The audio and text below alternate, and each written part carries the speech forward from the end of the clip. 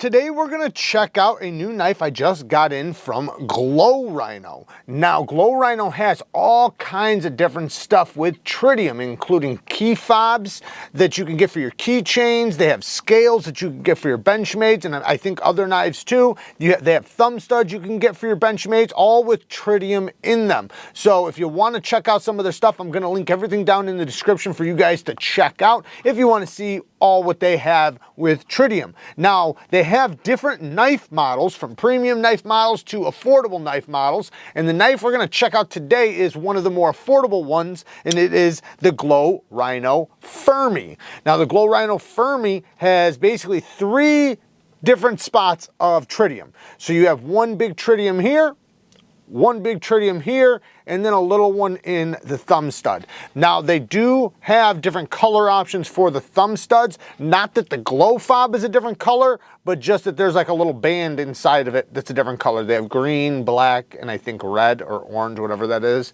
D2 steel, G10 scales, steel liner, deep carry clip that's inset with flat screws. Now, I know some people are not going to be too happy with the price for D2, you know, around $100, but considering how much tritium costs, it kind of makes sense. And we're going to talk about the build quality on this knife and see if it's maybe something you want to get, because it is done by Bestech.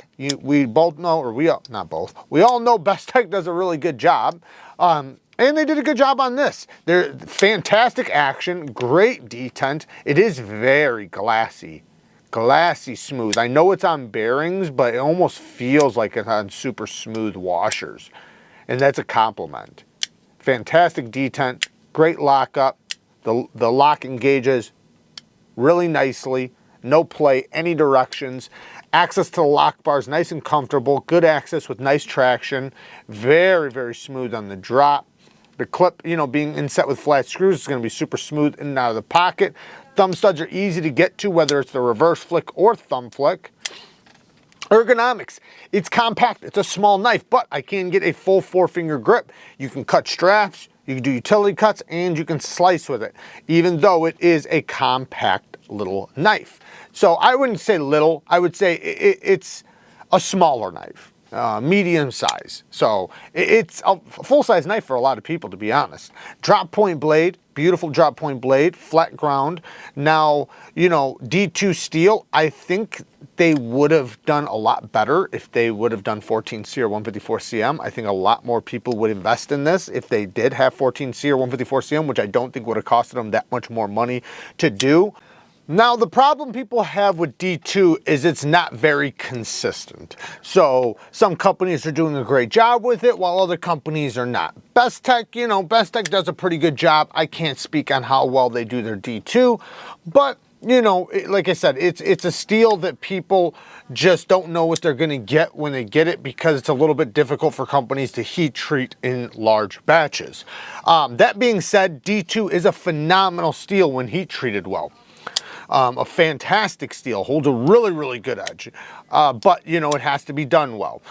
So I do have a couple little nitpicks on this knife, one being T6s. I wish it was T8s.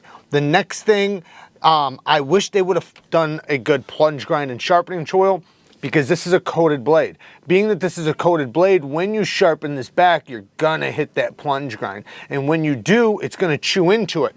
And here's an example of a plunge grind that was hit.